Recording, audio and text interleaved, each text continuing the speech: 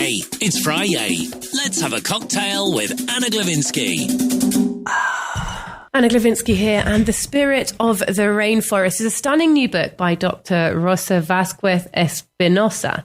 Born in the Amazon and trained in Western science. So Dr. Rosa bridges these two diverse worlds, one of data and one of deep ancestral wisdom, which is perfect for this show. And it's the Friday cocktail. She's here to share some of her stories today from her life, her scientific work, her travels, and her ancestral background as well, and to help us understand what the rainforest still has to teach all of us. So, Rosa, thank you so much for joining us this afternoon. It's really wonderful to have you here.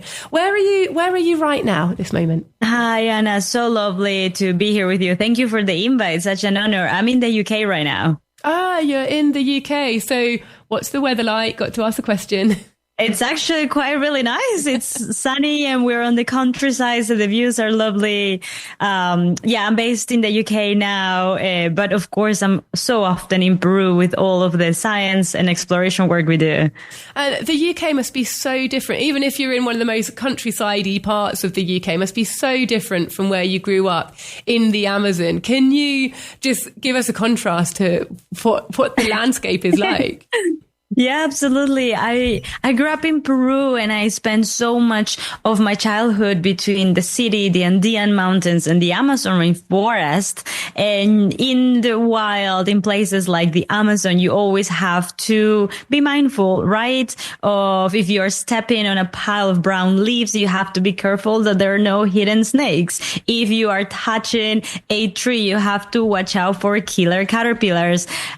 In the UK, in some of my first hikes across the beautiful forests and countryside, I don't have to look out for those dangers. So it is a different experience, but I've been definitely, I'm falling in love with the incredible biodiversity here as well. Oh, really?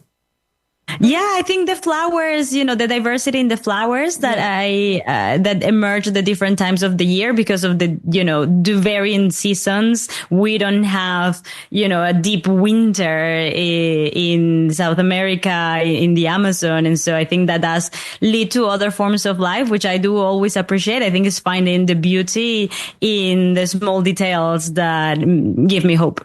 That's such a lovely point, actually. And Britain does have some really beautiful flowers all year round. Yeah, thanks for noticing.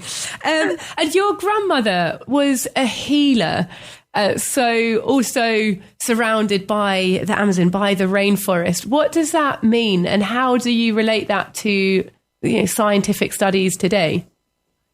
I have such a unique heritage that the more I've delved in the Western world, I understood how unique it was. My grandmother was born and raised in the Andean mountains and learned as a little girl that all plants are medicine. Even her favorite quote to me growing up, it's from the smallest to the largest plant, they're all medicine. And so she knew and learned from their elders around how to create medicinal cocktails to treat headaches and stomach aches and skin conditions. And her grandmother was a semi-nomad person within a community in the central Peruvian Amazon. And she was known as a powerful shaman, quote unquote, known to revive people from the dead. And of course, I didn't have a chance to meet my grandma's grandmother, but I think it is a deep connection to nature and want to understand it from a different lens. I understood it from a cultural and spiritual lens with my upbringing, but I wanted to understand it through science. And that really has led to my decade-long career as a scientist and getting to use that science for conservation. So why has science sort of rejected traditional herbal medicine for so long? What's your response to that? I think that science has disregarded traditional knowledge as non-scientific. But in my opinion, as I straddle between literal both worlds, one of an analytical mindset and one of indigenous wisdom and spirituality, I see that traditional knowledge is in the basis scientific. You observe, you measure, you test, and you reiterate. And truly what we're doing in the laboratory, it is quite a similar process. Of course, you have different methods, but I think there's so much to learn from one another. And it is, I think, welcoming different points of view that would make science even more powerful than what it already is, and really create that missing key that we are in desperate need of to protect our planet. I think when you say that all plants are medicine, that, some people might not naturally warm to that idea straight away, but there is a logic there, that they could contain some chemicals or whatever that react with you in a certain way, like you're saying with, you test that through a process and it would work on you. What about more sort of spiritual connections that you talk about? You have a spiritual connection in the rainforest. You talked about your great-great-grandmother being a shaman. So it's even another step beyond just herbal medicine, literally. What are we talking about here? There are so many lessons we can gather from indigenous wisdom, and that is what really inspired me to write this book. And I share many of these stories. For example, even considering ayahuasca, which is known as a plant medicine that is so powerful to even acquire knowledge as well as to cure disease. But there are so many trees, flowers that are associated with a spirit. Even for many indigenous communities in the Amazon, when their elderly die, they believe that they go to live inside and reside their spirits within the tallest, oldest, most sacred trees. And so when we talk about deforestation in that case, you're not talking about just bringing down a key biodiversity species, but also a grandfather or a grandmother. And so I think there is a need right now in our planet to reconnect with our wild, to rekindle with our inner child and curiosity. And I think through the lens of science as well as indigenous wisdom, we can do that. And you obviously wrote your book because you want to put a voice to this topic. You want more people to think about it and hear about it. Do you feel very alone in the endeavour, or do you feel like there is a growing or even diminishing community around you that share those beliefs and that understanding? I think with all the pressures and challenges that our planet is facing and our society is facing too, we are seeing a new wave of explorers and scientists emerging in the deepest parts of our Amazon and planet. And these are local indigenous youth and female and others that want to not just be subject of study, but they want to be the ones leading those studies. And so I see my position as a bridge to facilitate, because I do have that unique Western science education as well as that indigenous upbringing, to create a path to facilitate more of our colleagues that are incredible with so much wisdom to be leading this kind of work. And I mention many examples in the book, but I'm hoping the spirit of the rainforest, it opens many more windows to this new wave of exploration and sustainability. That's what I was just about to ask you, actually, about examples, the scientific study that you're curious about or that you've explored and led. Could you give us one or two examples of that? Of course, yeah, they are all spread throughout the book. A key study that our team has become most known for is on stingless bees. And if any listener out there has never heard about stingless bees, I highly suggest you go look it up. We have a few articles, including one cover in the New York Times. But these are bees that are native to the tropics, to the Amazon. They do not sting. And not only are they fascinating because of that, but they make important potent medicinal honey that communities use to treat from infertility to eye infections to inflammation to even the symptoms of COVID-19. And with my team, we were the first ones to conduct a chemical analysis on stingless bee honey in the Peruvian Amazon. And we have used that plus a bunch of other scientific work to advocate for the creation of a new law that for the first time protects stingless bees and their ecosystems in Peru, a historic law that just got approved a few months ago.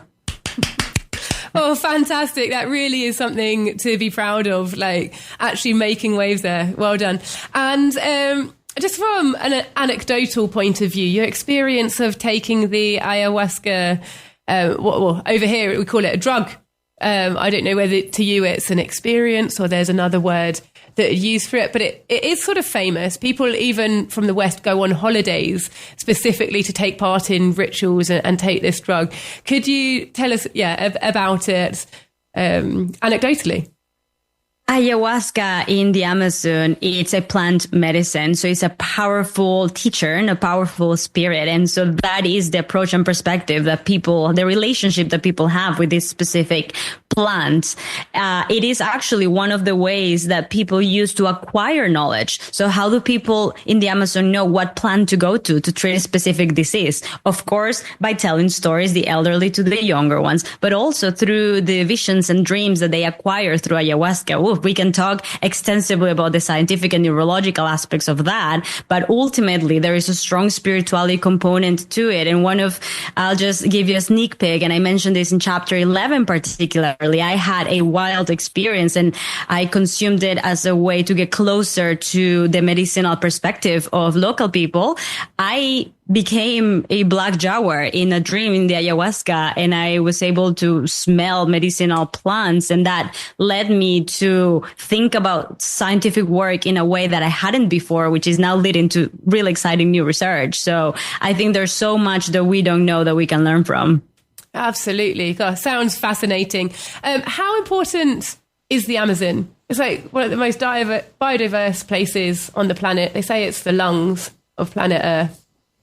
They are not just the lungs of planet Earth in the sense that they're literally cleaning the air, the very earth that we breathe, but they're such a critical ecosystem for the water that eventually enters into our oceans and then impacts the currents, the weather, the storms in other regions and even continents from Australia to Europe to North America. It is also such a key place where if you like coffee, if you like chocolate, then you should care about the Amazon, because that is where some of these beautiful food that we enjoy and that nurtures us comes from as well. So I think everyone's life is one way or another impacted by the Amazon rainforest from an ecological, from a medicinal, agricultural, cosmetic perspective. So when we talk about the importance of the Amazon, I think we're really talking about one of the hearts of the planet. And it is vital that we do everything we can to protect the beauty and the importance of this place. And I'm hoping that this book does that too. And you're obviously talking about some controversial issues as well, whether that's because people believe or don't believe that spirituality has anything to do with science and medicine, whether it's because people aren't realizing just how important it is to protect the Amazon, pharmaceutical companies, farming companies, etc. Have you had any backlash throughout your career to your thoughts or the things that you want to talk about? Yeah, and I'll give you a key example. Recently, with my organization, Amazon Research Internacional, in our team of colleagues, we launched the first scientific article where the first author is an Ashaninka indigenous member who contributed extensively to deserve that position, who we train as well in scientific methods, so he could contribute through his unique cultural lens and achieve incredible work. And it is how we see the future of science and exploration. But we did got backlash in Peru from different academics saying that is not valid because he didn't had a PhD scientific education. And I think that is normal when you're doing new things. You are disrupting, and we need to be okay with that because we are paving the new way to hopefully do science in this region. And it's not going to stop us. If anything, it's actually, I think, just going to inspire us to make more change. And you're clearly on the ground as a scientist. You know what you're doing. You're pushing for that change. This book, who's it written for? Is it accessible to your average reader? Absolutely. This book has been written through a lens of love and admiration and curiosity for nature. So anybody that enjoys the smell of soils after rain, or that enjoys to dip their toes in the water, or just admiring a bird or a flower, I think anyone can connect with this book. And I integrate key, really fascinating science in ways that anybody can access it. But I also introduce different perspectives of the world and our planet that I think we can all learn from wherever we are. Fantastic. Well, that book is called The Spirit of the Rainforest. It's by Dr. Rosa Vasquez Espinoza. You can find it on Amazon or, of course, on the Talk Radio Europe bookshop. Dr. Rosa, thank you so much for joining us today. It's been an absolute pleasure. Thank you so much. Appreciate it. Bye-bye. Thank you.